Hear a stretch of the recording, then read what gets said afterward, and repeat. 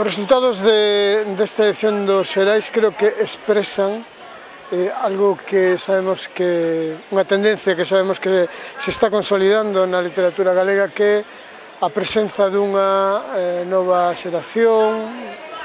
Non quero facer ningún tipo de taxonomía ni categoría literaria, pero é certo que hai un grupo de escritoras e escritores que teñen pois menos de 40 anos, que son os que están obtendo os premios na literatura galega. Esta semana era Eva Moreda quen obtiña o premio Terra de Melide por A veiga é un tempo distinto. Hoxe é Yolanda Zúñiga, unha narradora e poeta, por Periferia.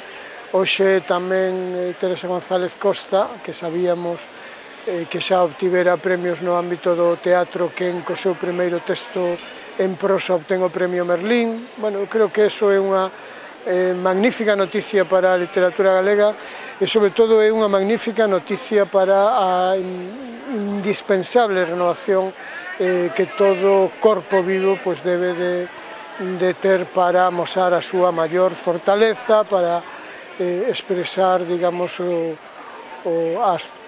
as posibilidades que ten realmente de enxergar un futuro compartido. Xerais continúa con ese proxecto que está plenamente vixente. Este ano publicamos os primeiros libros electrónicos. Este ano vamos a nos próximos meses vamos a publicar xa o que serán os primeiros libros nativos digitais, que se publiquen exclusivamente en soporte electrónico e en edición baixo demanda.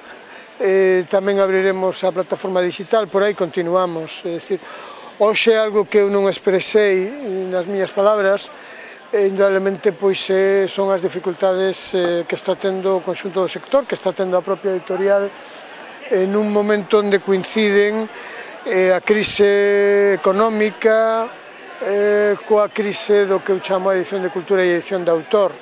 Eso creo que está provocando un arrefriamento do mercado, do conxunto do mercado editorial en España, que tamén se nota para o libro galego.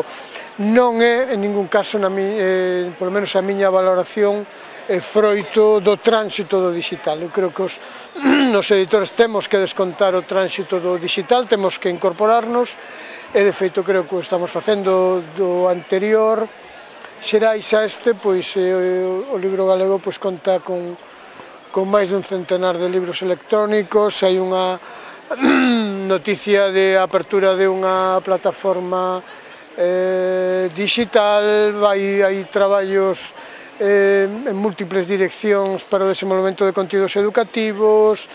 Eu creo que en ese sentido pois se vai facendo o traballo, se van dando os pasos, acompañando indudablemente os que se están dando a nivel internacional, mas sí creo que hai unha circunstancia en este momento máis determinante, que a de unha certa crise comercial que estamos notando, que de algún xeito pois tamén nos obriga a tres cuestións. Por unha parte, a ser máis rigurosos na nosa edición, por outra parte, ser máis austeros na nosa xestión. Contamos con recursos moi escasos e, sobre todo, neste momento no que estamos facendo un investimento importante no ámbito digital, e, por suposto, que temos que ser máis comprometidos e máis atrevidos no traballo de comunicación e de visibilidade. É dicir, eu creo que hai que traballar a prol do libro galego a esgalla en este momento, é dicir, aproveitando os medios